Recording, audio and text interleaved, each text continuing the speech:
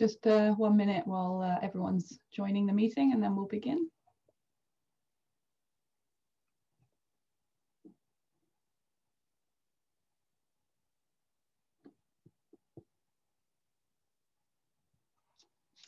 Okay, welcome. Good morning on this horrendously grey, rainy day.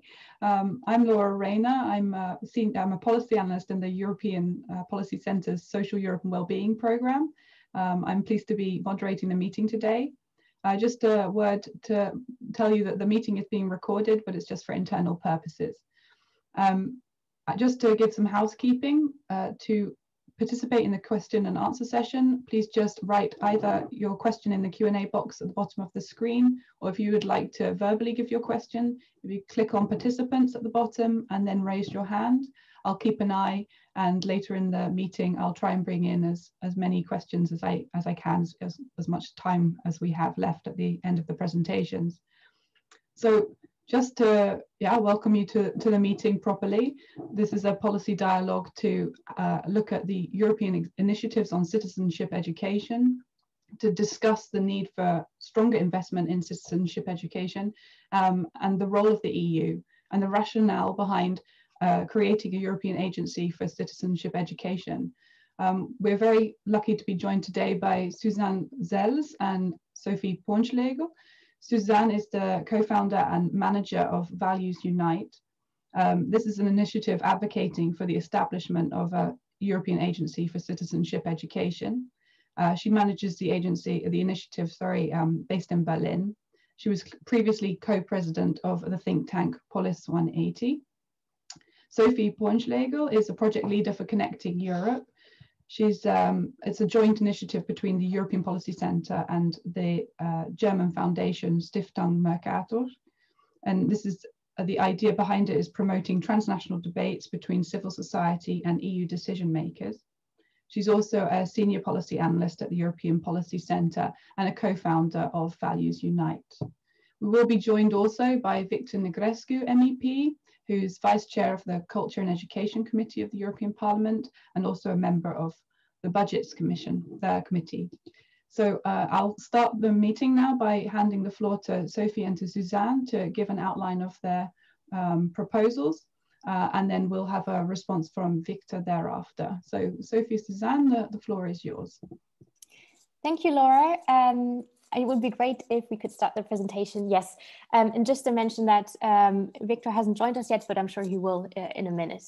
So thank you for being here once again on Zoom, unfortunately, in this new year. But we hope to make it interactive enough. And the idea is really to also present the initiative, and especially the idea we had to create this initiative, and then discuss it with you also to see whether there's feedback.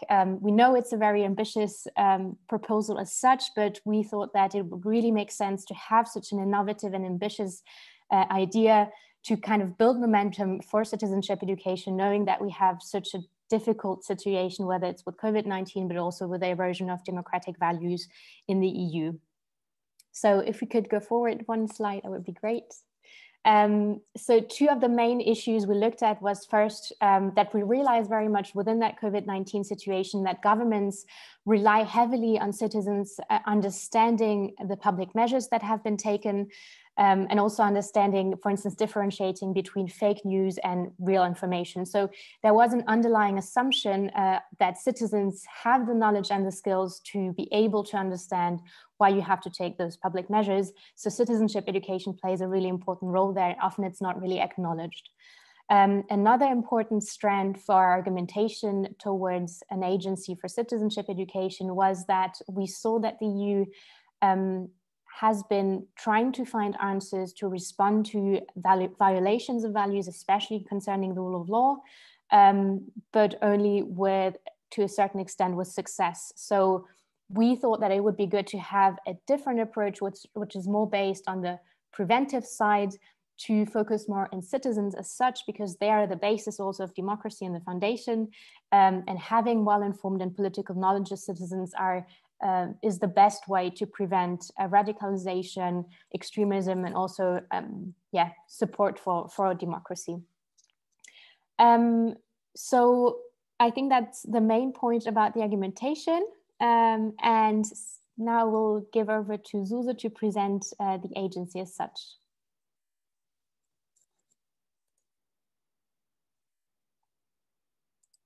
Suze, I don't know. I can't hear you.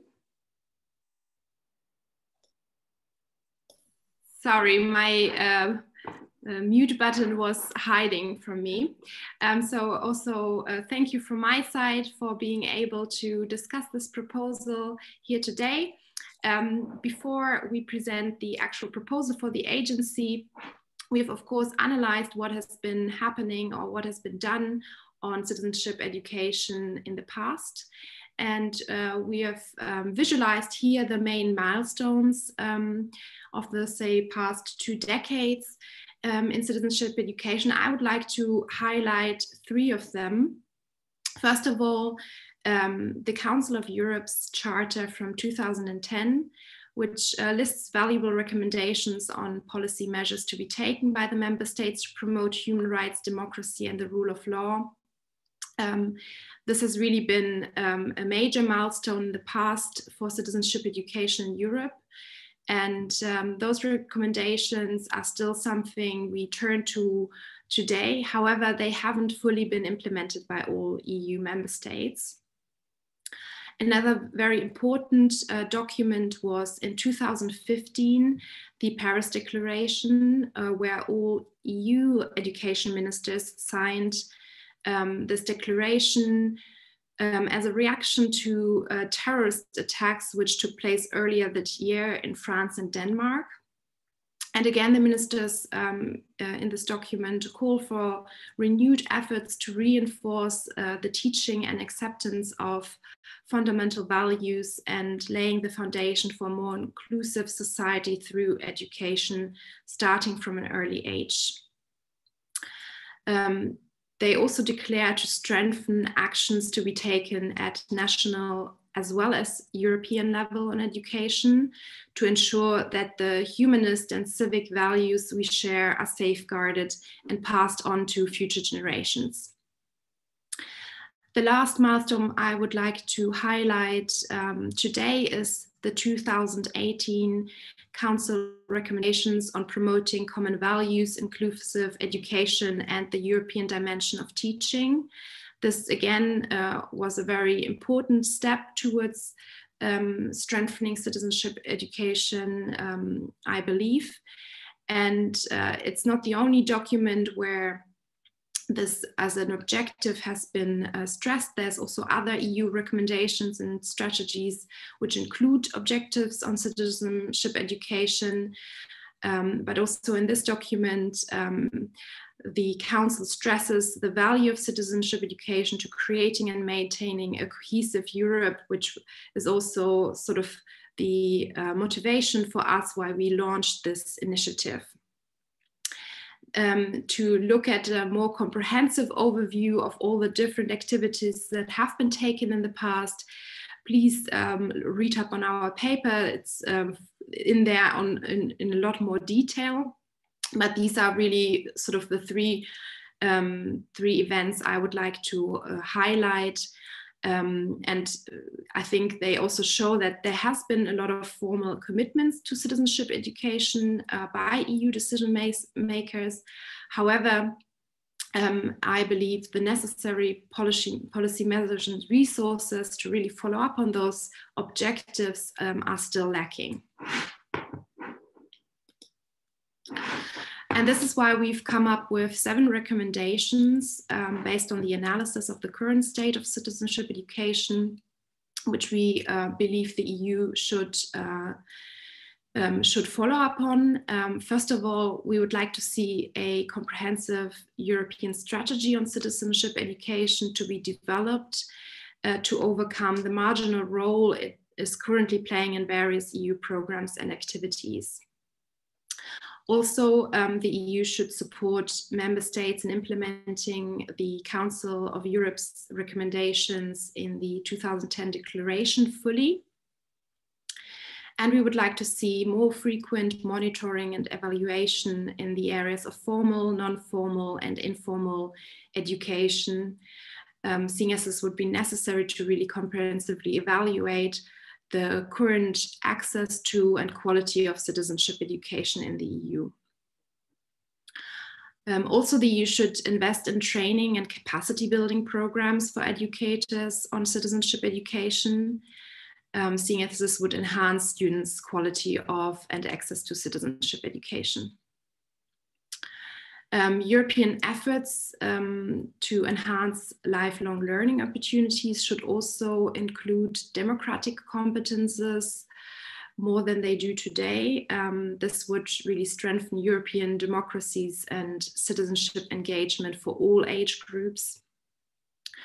And we would like to see digital literacy and competences for digital citizenship reinforced. This should therefore be a central component of the EU's efforts to protect European democracy from interference and manipulation, and also in its digital education strategy. The last recommendation we would like to make is to also include digital education methods in training and capacity building for citizenship education, seeing as this would also help us adapt to our current pandemic, where distance learning is really becoming more and more important.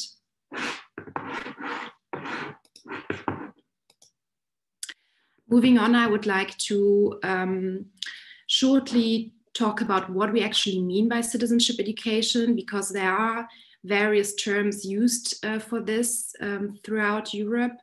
There's also civic education, or the Council of Europe uses the term education for democratic citizenship and human rights education. And these terms do partially reflect different approaches to the subject, but are also not consistently used across borders.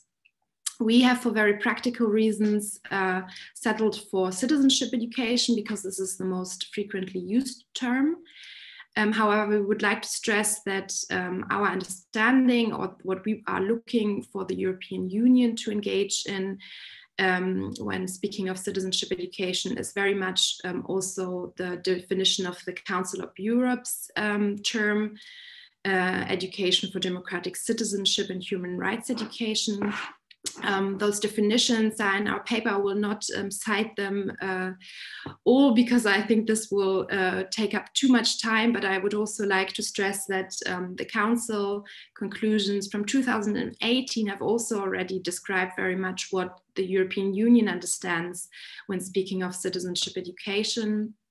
In this document, it says Council competence, civic competence, is the ability to act as responsible citizens and to fully participate in civic and social life based on understanding of social, economic, legal, and political concepts and structures, as well as global developments and sustainability.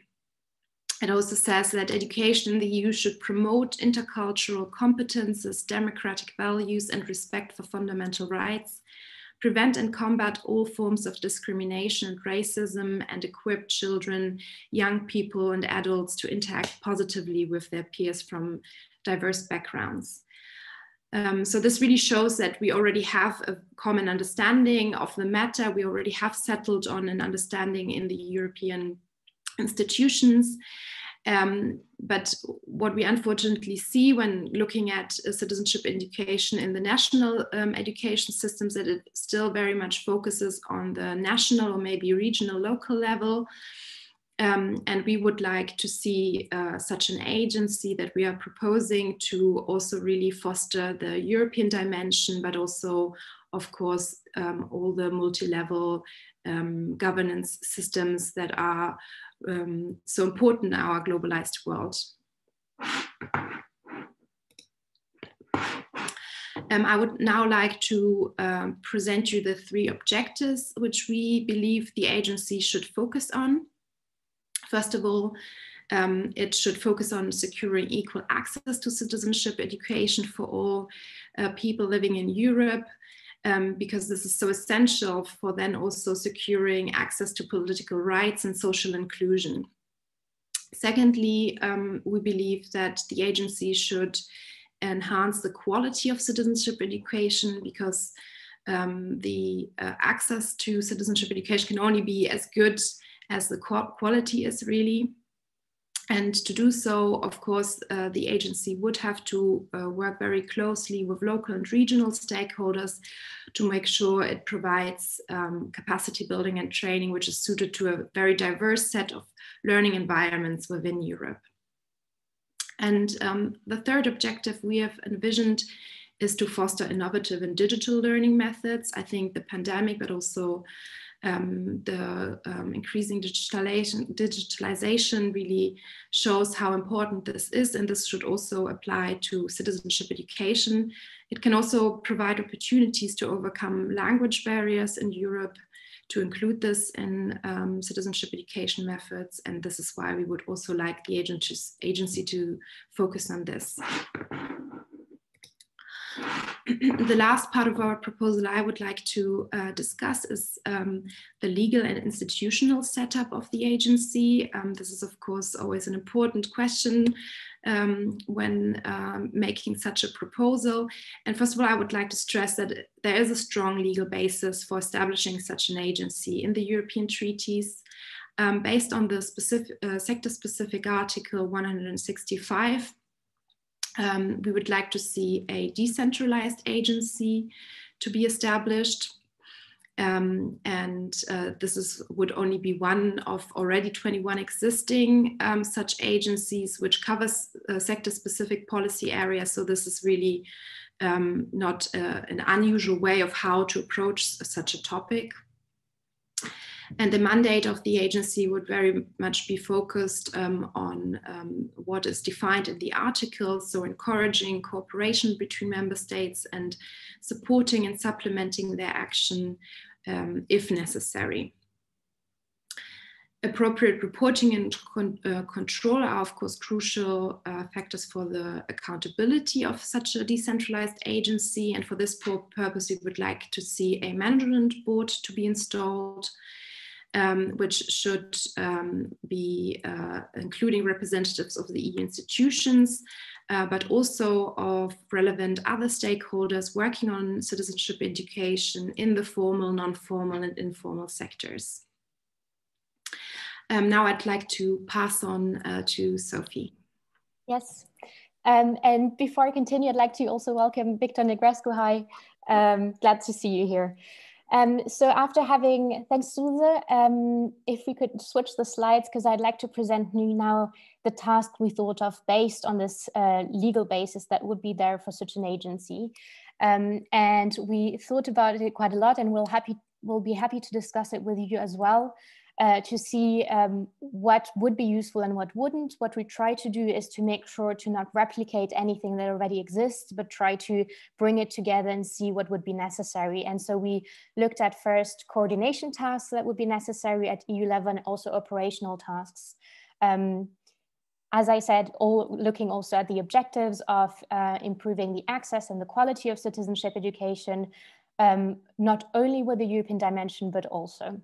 So one of the first coordination tasks would be to establish platforms for long-term dialogue on citizenship education. I think it's a very important task of the agency, because at the moment there's really a lacking dialogue in between EU educators, but also in between decision makers at the different levels that work on education and citizenship education. So having more regular discussions would enable those stakeholders to have a better understanding of the differences between citizenship education in the 27 member states, and also exchanging simply on whether there is a European dimension or not.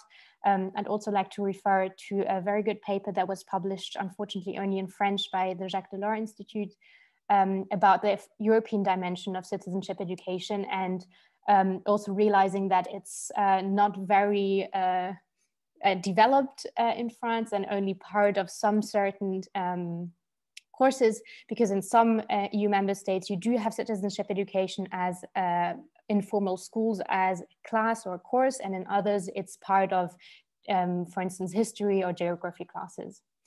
So this is the first one. The second coordination task was to coordinate capacity building activities. Also here, not only looking at the formal education sector, but also the non-formal and the informal for a whole range of actors, not only students, but also, for instance, civil servants. There you could say that some of the institutions already have visitors program, but they're quite restricted. So going into that direction of, for instance, giving the opportunity to national parliamentarians to better understand the EU as such, but also looking at other areas of citizenship education, such as digital learning methods for educators all across the EU. So much for the coordination tasks. On the operational tasks, there would also be quite a lot to do there.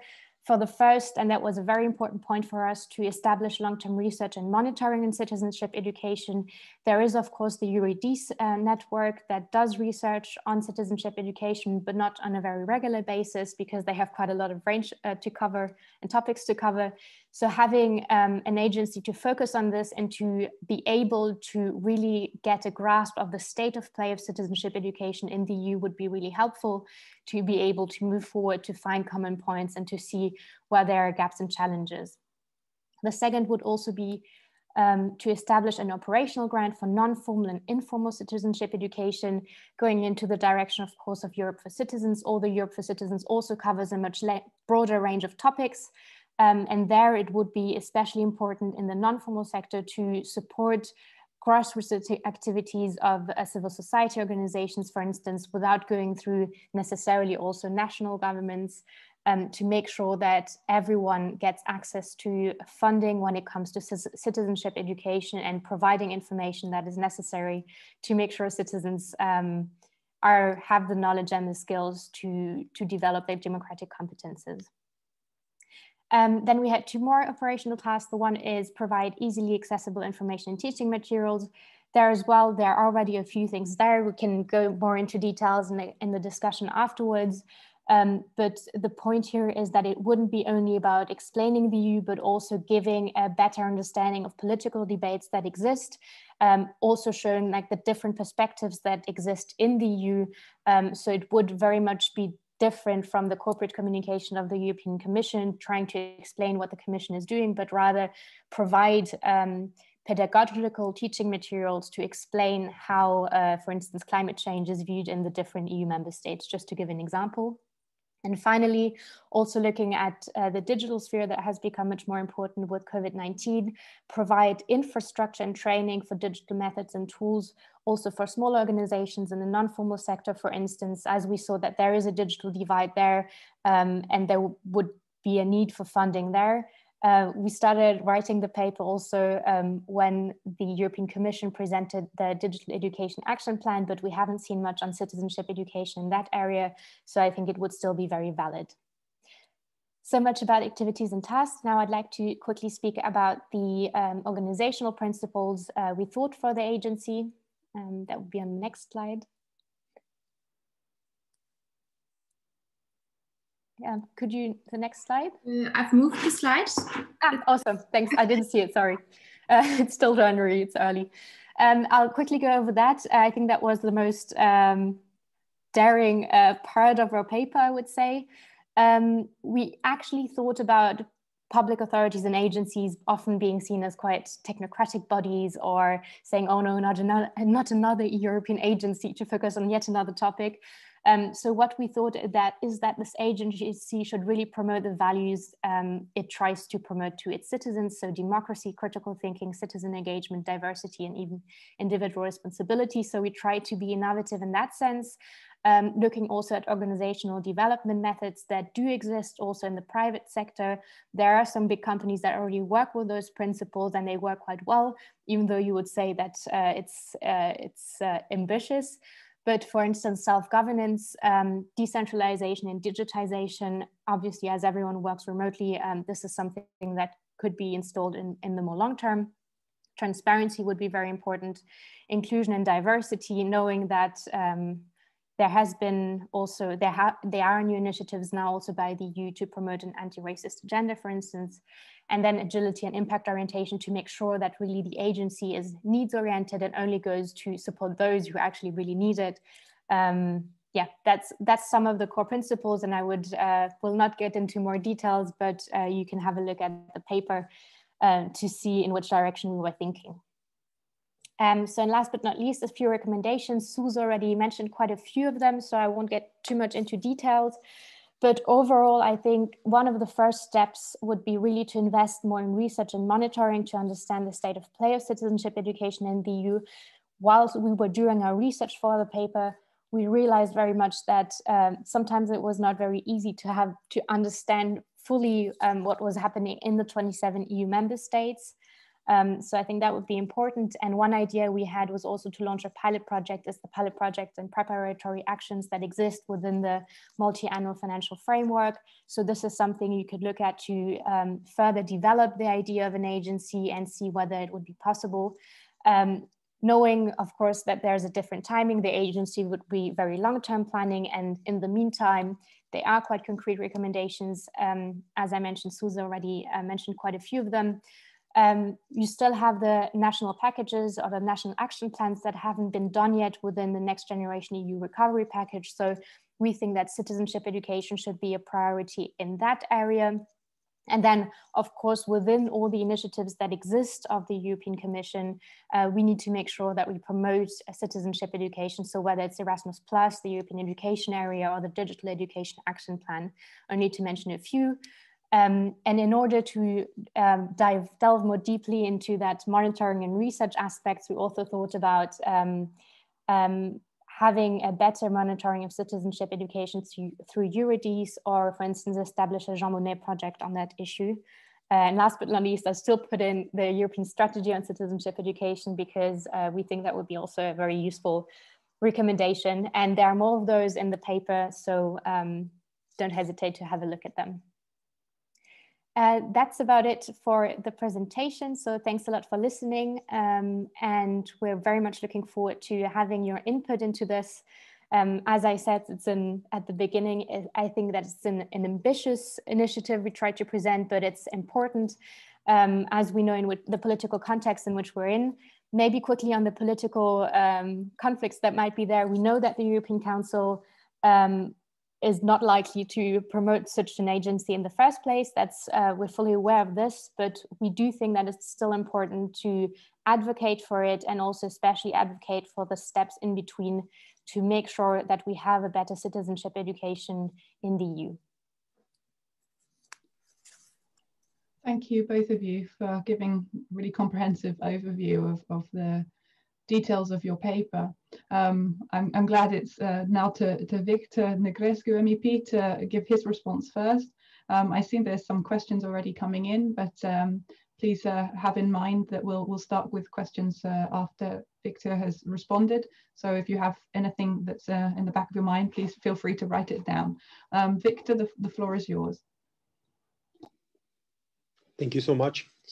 And I would like to thank, of course, EPC for organizing this together with Values Unite. And I think it's really an important discussion that we're having today. And I see that in the questions that have been addressed on very key and precise issues regarding how you expect to tackle these important issues. I would start with the beginning. The reason why I was invited here, I think, was because I was really supportive of the need of reinforcing the action of the European Union and of member states with regard to this issue of citizenship, citizens' education.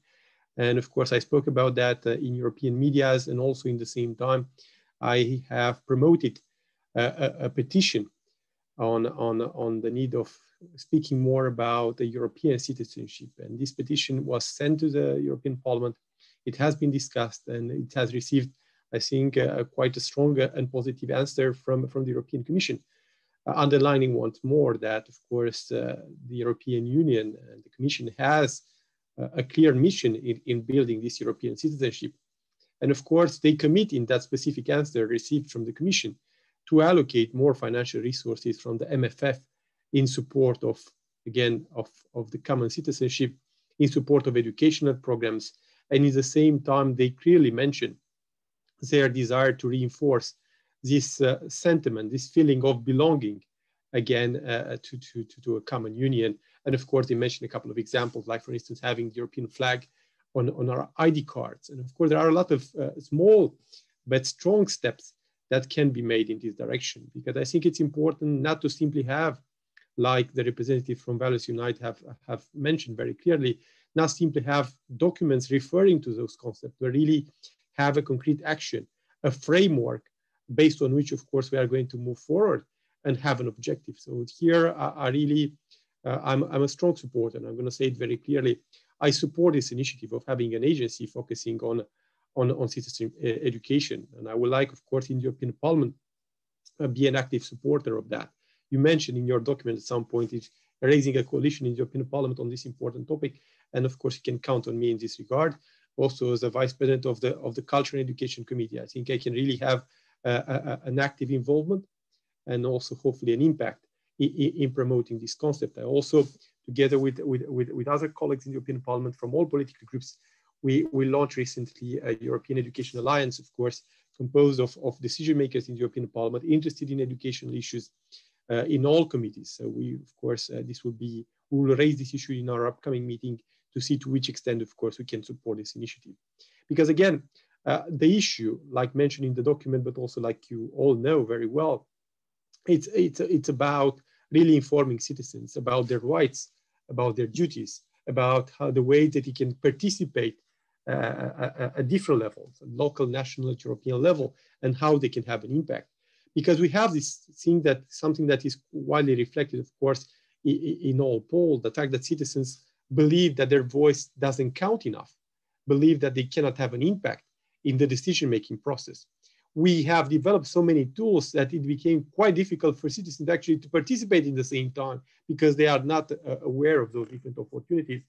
And of course, and they are not aware of how they can have a significant impact when participating. In the same time, to be very frank, and this is mentioned in one of the questions, yeah, people have a lot of things to be worried about.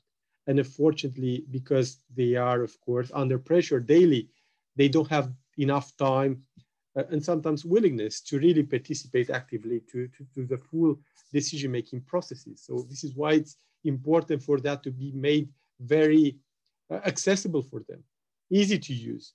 And of course, such an agency, such a framework, starting from an early age in terms of education, is absolutely necessary. I also noticed there are different initiatives that have been implemented across member states.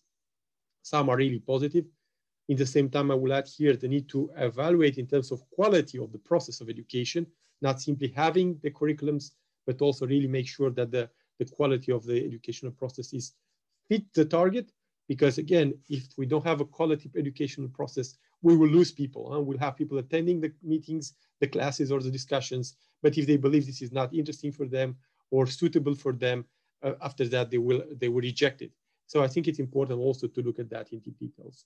But coming back to the precise recommendations that you have been making. So, okay, for the agency, I also believe it's a long-term plan. I'm really keen in supporting the pilot project. I noticed a question on that. Yeah, we'll take that on board. I also have to inform you all that I have been in this mandate, and I was thinking also in the previous mandate, the MAP with the biggest number of pilot projects, close to 70 million euros pilot projects and preparatory actions that I managed to promote. And I think this is one of the ways through which the parliamentarians can actually act and promote issues and really have an impact. So count me on that. I'm also a member of the Budgets Committee, and I think it's important to promote such initiatives. So a pilot project to see if this is working, and really if there are synergies that we can build at European level, and that we can really have an impact afterwards on that, to see if the agency would be the rightful outcome of such a pilot initiative.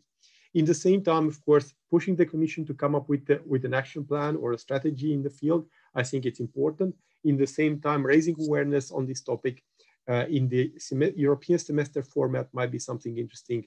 Also, in the same time, it might be interesting, of course, to have a complete assessment, and of course, making sure that this topic is being raised in the debate about the future of Europe. So I think this is also an important issue to be mentioned here. Of course, this will be up to everyone interested across member states to raise this issue in the debate that are going to happen at European, but also national level on the future of Europe. I think this is also something quite significant to be mentioned upon. Of course, in the same time, and this should not be ignored, and this was mentioned also in the question, of course, we have to have a proper evaluation of all the projects and initiatives that are consistently dealing with this issue, or that have been consistently dealing with this issue in the past, financed through the Erasmus Plus project, financed through other programs of the European Union at European and national level, try to identify the people that have worked on those projects and bring them together. I think if we want this initiative to work, we really have to really unite around this goal, and of course, make sure that we use everyone's desire to be involved in this process in a coherent way. The key element, and this will be my final remark, is something that you mentioned at some point in your document, when referring to stakeholders. I think this should be, again, based on two concepts that I'm really keen in supporting almost every time, is have a multi-stakeholder approach and make sure that, of course, we have as many synergies as possible, as many players as possible involved in the process, but in the same time, leave freedom and have an open process where those stakeholders can become co-creators of the agency of the different initiatives in the field. I think this is also an important element, of course, because if you promote citizenship education, it's about promoting active participation in the same time. Of course, in the same time, I have to remind you there are different initiatives on citizenship education also referring to non-EU member states. There are specific actions in this regard, of course, external action of the European Union, also tackling this issue with a couple of interesting initiatives in the field that might be taking on board. In the same time, of course, we shouldn't forget about the recovery and resilience facility, and of course, the target of 20% for digital education and digital competencies. I think also this digital dimension should not be ignored, but also what we have to make sure is that this type of framework, and any agency, of course, should refer to people of all ages, of course, to all citizens, and of course, not make any discrimination, but at the same time involve everyone. Also people that, were not, didn't have the chance to come from a social and economic background that enables them, of course, all the time an active participation. So really be very open, make sure everyone is involved in the process, because again, such a framework should really reach everyone, and this will be also an important target in this direction. Of course, involving education institution is key, in my opinion, universities as well, that can play an active role in the process as well. Of course, there are a lot of ideas that I have in mind, but I'm certain that through the question, we can tackle all of those issues. So thank you again for this very interesting report, for organizing this conference, this meeting today, and again, having a very strong starting point on what might be a very interesting issue to be pursued by decision makers, but also by relevant stakeholders. Thank you. Thank you. That was an excellent response, and also some more questions that have at least sprung into my mind, and I'm sure for other people too. To kick off, as we indeed do have already quite a few questions, I'll just raise a few of them for Susanne and Sophie to respond to.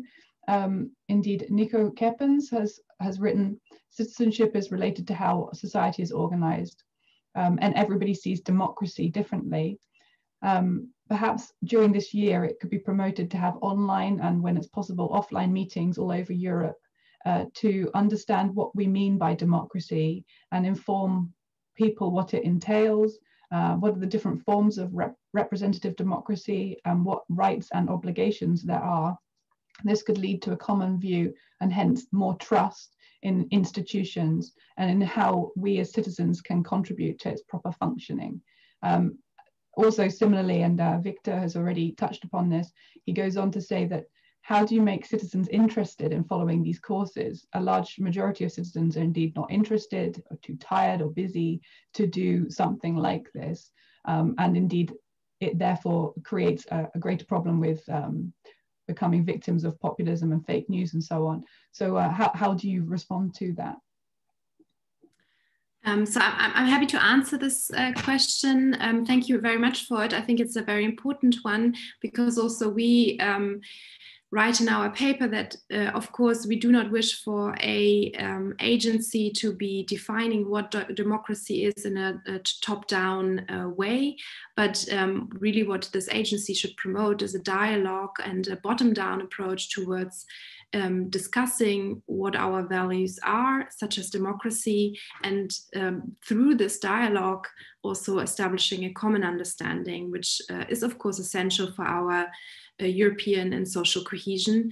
Hence, I very much agree, such an agency should foster dialogue on values, and getting citizens interested in this dialogue is, I think, easiest done when you really relate it to your very local and very close to you issues.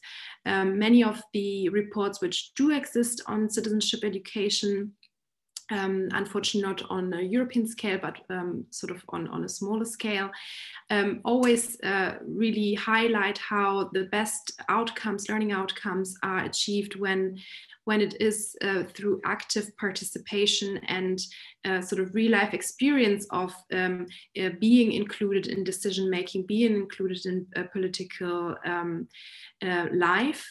So this is really also something that this agency should foster, learning through actions, such an approach. And then such, say, abstract terms as democracy become very real and very tangible through really experiencing what does inclusive decision-making really look like on a very small scale. This can be within your own community, within your own school or other settings. Of course, this should not also only focus on schools, but also believing in a lifelong learning approach for elderly people or old people. But I think this is really the way to go. Yeah, I would just add a few more things. I think what Susanne mentioned, what was really important was to say that one of the key problems we also saw is that values are still seen as something extremely abstract and in a legalistic term, and the idea would be to make it more practiced and practical to understand what, for instance, rule of law is about. So to understand that if you post something on Facebook, then you won't end up in front of a judge who is not independent and then end up in prison for a reason that is unjustified. So make it very practical, and that would be really the main point of citizenship education.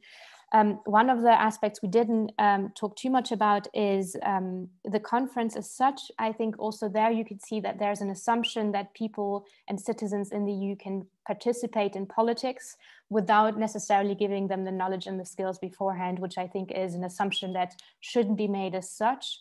And also maybe what we would be looking forward to is maybe a shift of perspective within the EU from a definition of citizens that was much more based, when you look at education initiatives, on citizens as consumers, as part of the labor market in an economic sense, but also take more into consideration the political rights of citizens, and remember that it's not only a union of states, but also citizens, and make sure that these political rights are much more present in the EU.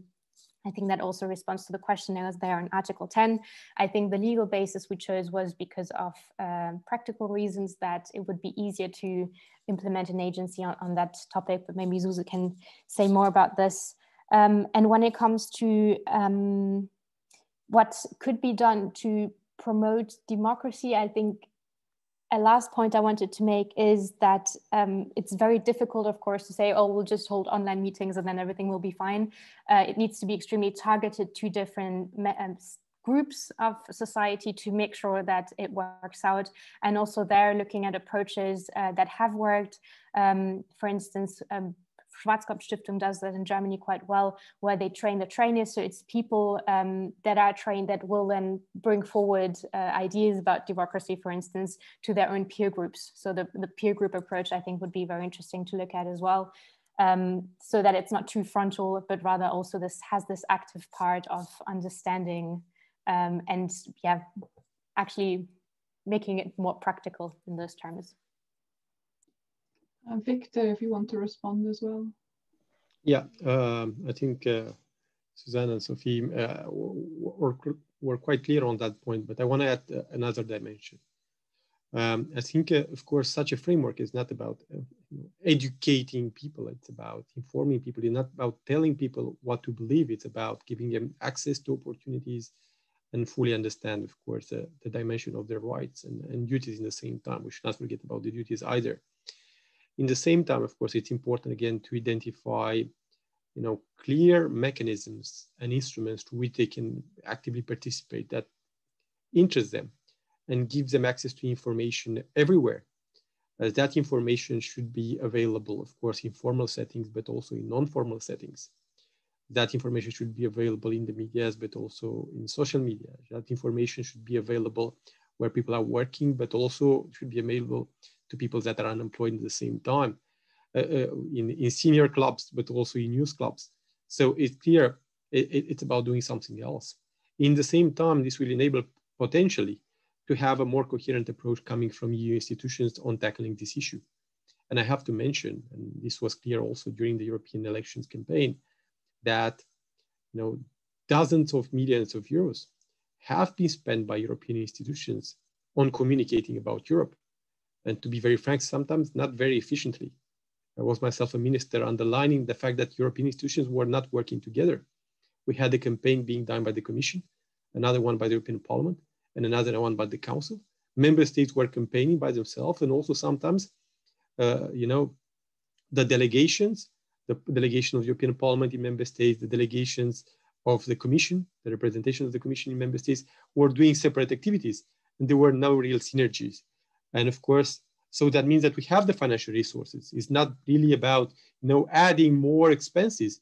It's about using those already existing financial resources in a coherent way and creating synergies between the different activities. So at the end, we really have an impact. It's about having a long-term plan and not, entering in a crisis just before elections and wondering why populist movements are winning votes. I think this is, again, the coherent argument behind all of that. And of course, I also noticed in the question that gamification could be a very interesting tool. There are different tools that can be employed. And there are a lot of, examples, positive examples that have been developed by people, NGOs, local communities across Europe, some of which we are aware about, and some examples maybe we do not know about. And maybe it might be interesting to take them on board and, raise the profile of the most efficient one. I think this is also something that can be done quite easy and could be successful at the end if we manage to do it. Thank you. Thank you. I'll just group two questions together because they're still coming in and I don't want to run out of time. We've had a question about Erasmus Plus, and the youth part in particular has been serving as a key tool of the EU to promote European citizenship, mainly via non-formal education. What synergies would you see between the agency and the Erasmus Plus programme? And similarly, do you envisage the future agency as having an external dimension, working with third countries on citizenship education? And if so, to what extent? Or is this a solely internal EU project? So I'll hand the floor back to you to address them. I'll start maybe, and I can perhaps also here pick up on what you were saying, Victor, which is very important, that of course we want to not duplicate or replicate things that are already being done, but the agency should really be a tool to pool and to make all the efforts which are out there more comprehensive and more effective.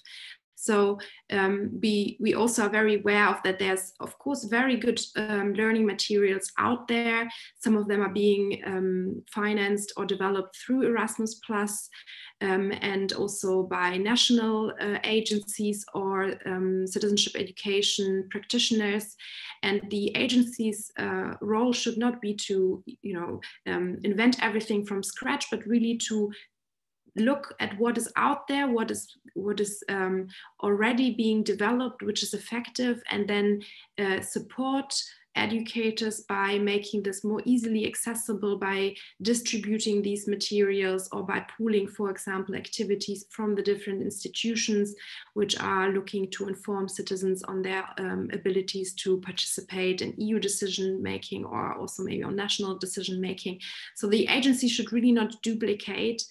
In this sense, what is already being done in Erasmus Plus, or also in Citizens for Europe on citizenship education, we envision to rather pool this in an agency, or this agency to be responsible to coordinate between what is being done in various programs to make it more effective.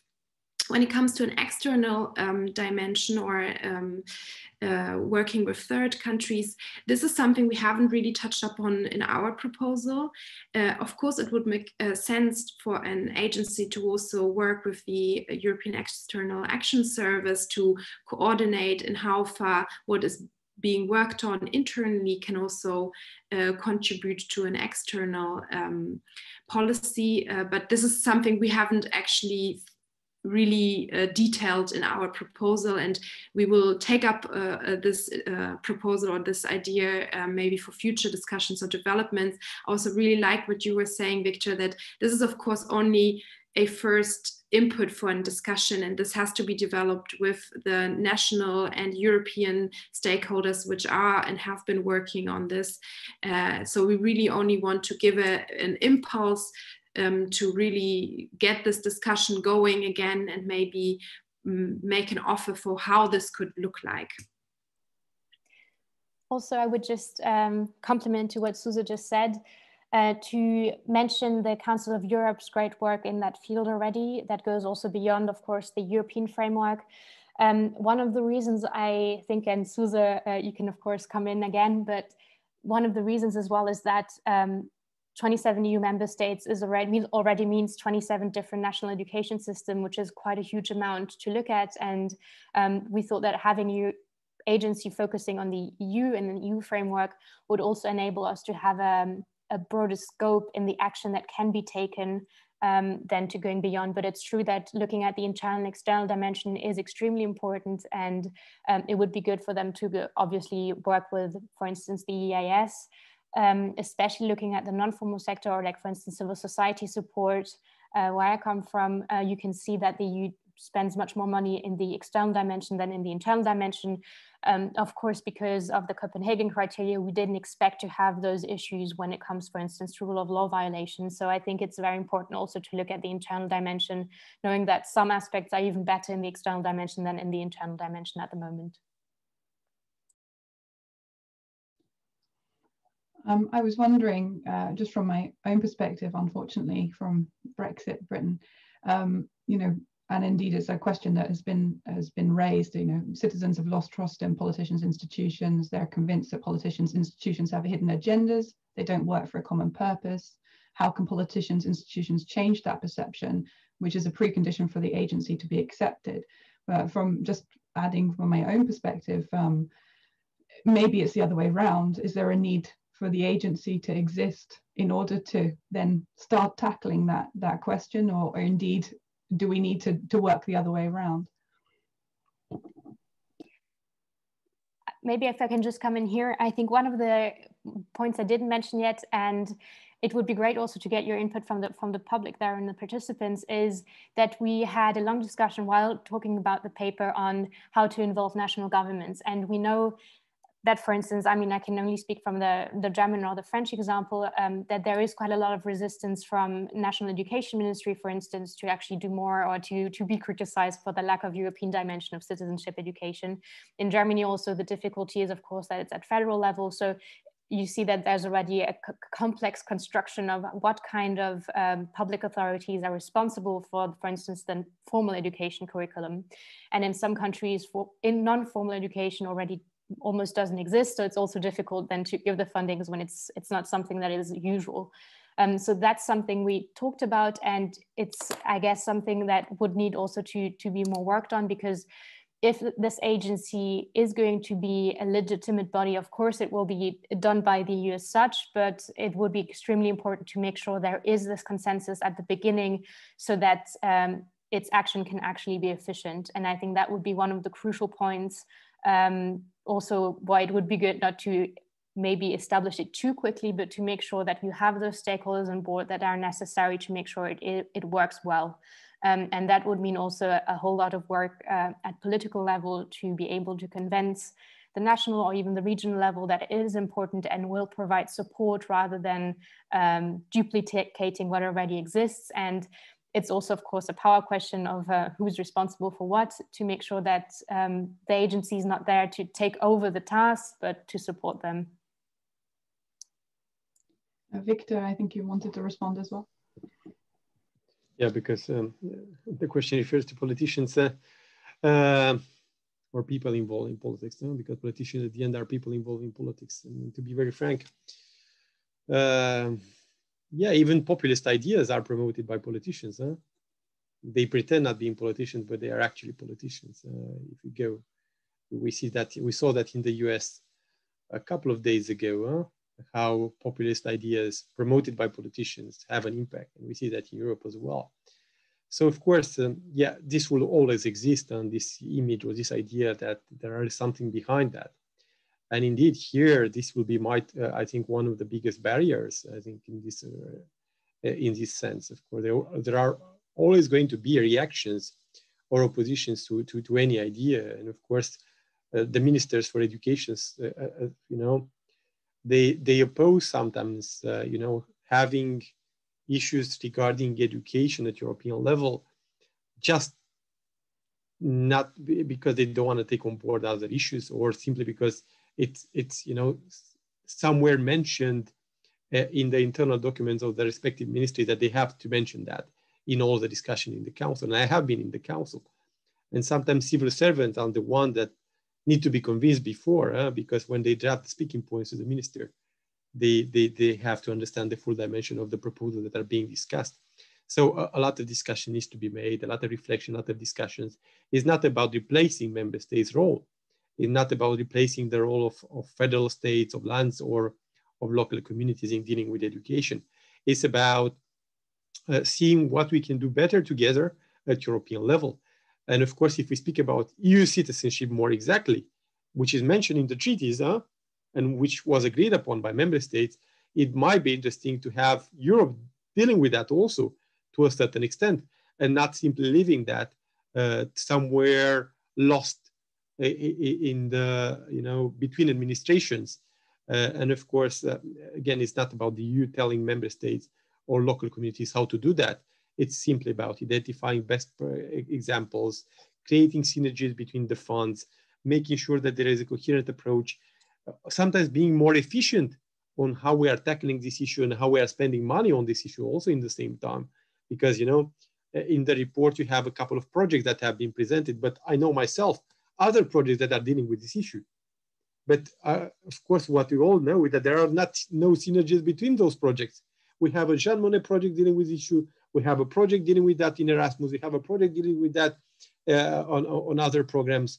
So who is dealing with creating synergies between all of that? And I think one of the interesting recommendations at some point, maybe that should be also underlined here, is having already in the Commission a group of people dealing with specifically with that issue.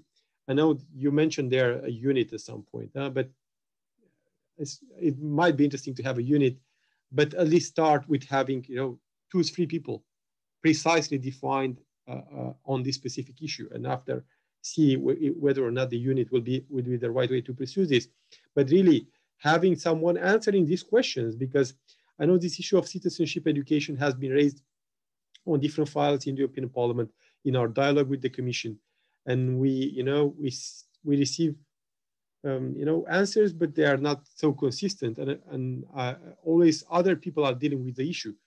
So of course it's important to have that, because coming back to recently released documents, look at the European education area documents that have been released, look at the European Digital Education Action Plan, and we don't see citizenship education reflected well enough, or to the same extent, depending on documents, which means that there is no one handling across field and across document this specific issue. So I think this is something that needs to be promoted intensively. Having in the Commission someone dealing with that contact point at European level would become a contact point for national or local stakeholders and public servants dealing with the issue in the same time. And after that, through that network, move further in promoting this idea. I wonder if there's anyone who would like to actually ask a question. Please feel free to raise your hand if you do. Otherwise, I shall carry on with the Q&A box. Yeah, we have a question from Jan Wilke, who is saying, recent realities underline more than ever the need for more and better citizenship education for everyone. My experience shows it is most effective when it is, though not just thought, but truly lived experience. Therefore, it's important that we create the same more spaces for expression and dialogue, further opening up democracy. Are you in favor of lowering the voting age so that young people can learn and live democracy while they're still at school? Sophie or Susanne, yeah, you want to? I'm happy to start. So I've already stressed in some of my other answers that I totally agree that it's important to actually experience democracy in order to really learn all those concepts that we are talking about and become an active citizenship. We have not touched upon lowering the voting age. And I think this is something that would go quite far beyond, say, educational policy measures to be suggested. When it comes to election systems, I think this is really very different in various member states. And I would not feel comfortable to make suggestions for this for all European member states. It's often also related to other legal aspects, which are sort of interlinked with voting. So this is not something I would feel comfortable to comment, but generally speaking, of course, it's very important to experience democracy. And what we have envisioned in our proposal is to, for example, really go into such ideas as deliberative democracy, to explore how this can contribute towards citizenship, education and active citizenship. So to really think about how this agency can maybe also develop new tools and methods which would foster also experiencing democracy. Completely agree. Maybe just to come in on the one point I wanted to make on the voting age, I think it goes beyond what the agency should answer. One of the issues that the EU should look at that is also quite important is the electoral law when it comes to European elections, because of course having different voting ages does put into question the political equality within the EU. So having EU electoral law that answers this question maybe, or make sure there is more unity within the EU electoral law might be a good way to go forward. But that would mean institutional reforms or electoral law reforms rather than the agency as such. I mean, I wonder, you touch upon it in your paper, the Conference on the Future of Europe, even when that finally starts. Just as in your answer there, it's quite clear that's something that needs a bigger discussion, but also a lot of the concepts in the paper, something that's needed to be discussed in the conference. What do you feel the opportunities did this conference actually offer you in terms of supporting the work of the agency is trying to do in terms of increasing maybe public support and understanding of the project that you've proposed? We did mention in our paper that we would like for this topic to be discussed at the conference. Unfortunately, we do not know much about how it's going to be conducted yet, so it's difficult to really know and how far this will be possible, or how we can contribute.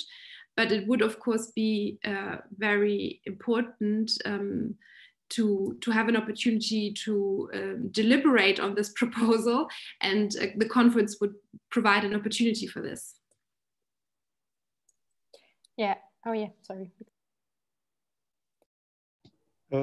Yeah, I don't know if I can intervene on that. Of course, the debate about the future of Europe have been delayed also due to the current context, and of course, we are in the process of defining the clear framework, and there are a couple of discussions that are already planned to happen in the upcoming weeks, and I think it's important every time to have participants or speakers raising this issue. So I will do that myself. Of course, I want to raise the profile of education in this debate about the future of Europe, because the polls show, especially among young people, that of course, together with healthcare, education represent a key issue. And of course, it's interesting enough, the European Union doesn't have competencies in those fields, but citizens ask for that. So maybe sometime we should start listening to EU citizens and their specific requests. So I will do my best in raising that. And of course, it's important to follow that through. In the same time, I noticed a very interesting comment at some point here in the questions, and I think very interesting idea. And just I want to adapt it, is Nicolaus saying about the idea of financing civil society organization with obligations to promote, again, citizenship education. And it just came to my mind something very interesting.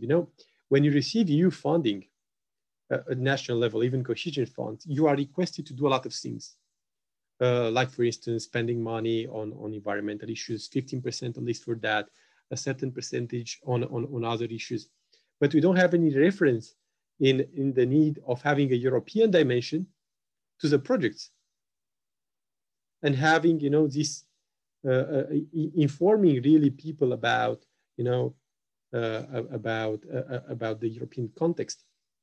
And there are specific projects focused on education, financed also national level with EU money in the same time, but also you have Horizon Europe that is planning, or other programs like that, or 10T projects and so forth.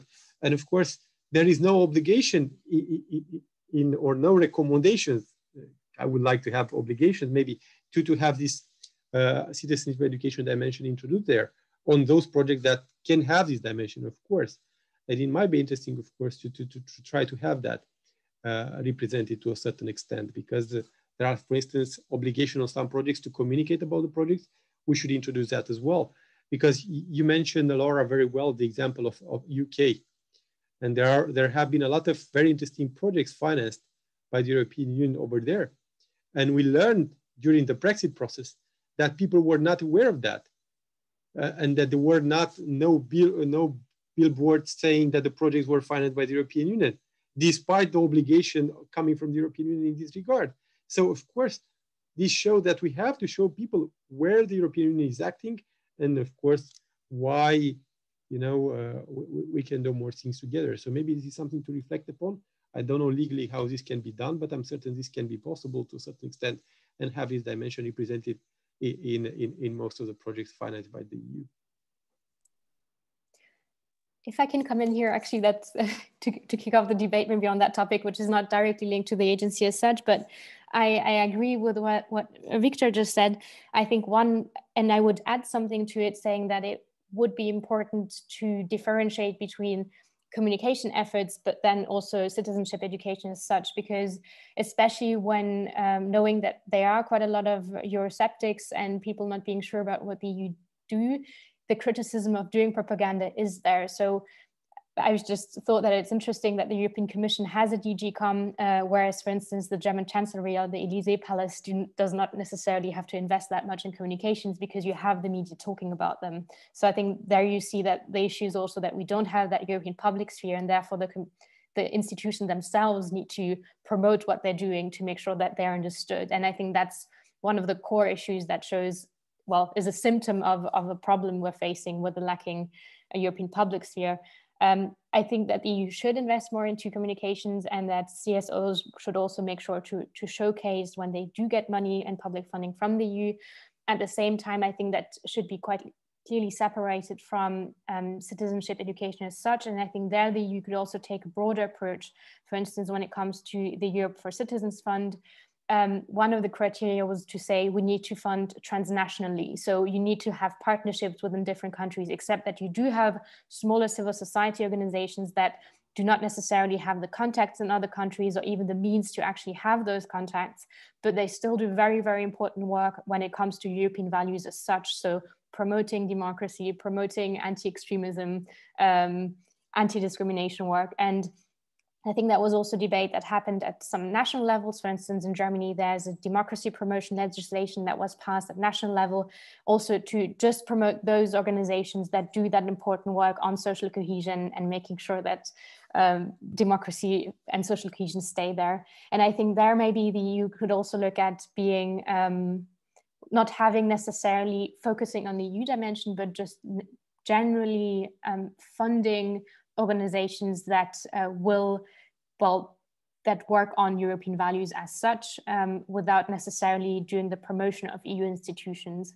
So it's maybe just a clearer differentiation between the two. But as I said, that's my personal opinion as such, and we didn't put it in the agency because that's still something else. Okay, well, I think we'll maybe round the meeting up now, unless anyone has any more burning questions and they like to raise their hand, keeping an eye. But if not, then I'll just give this opportunity to, on behalf of everyone who's listening in today, to thank everybody for their contributions, so Susanne, Sophie and Victor as well. It's been a really interesting discussion, and also the comments and questions that we've had have, I think, been really helpful as well. Certainly, if you want to continue to engage with this topic, Susanne and Sophie put up their Twitter handles at the end of the presentation. You'll find them on Twitter or indeed email. You can have a look at the report that we have shared through the chat box. Certainly, we'd be more than happy to continue this discussion into the future. But yeah, for now, I shall just thank you very much on behalf of everybody, and I hope that we'll see you again at another event. Thank you, Laura, and thank you, Victor, also for saying yes to the invitation. Thank you so much. Thank you very for much. the questions. Thank you so much. Bye.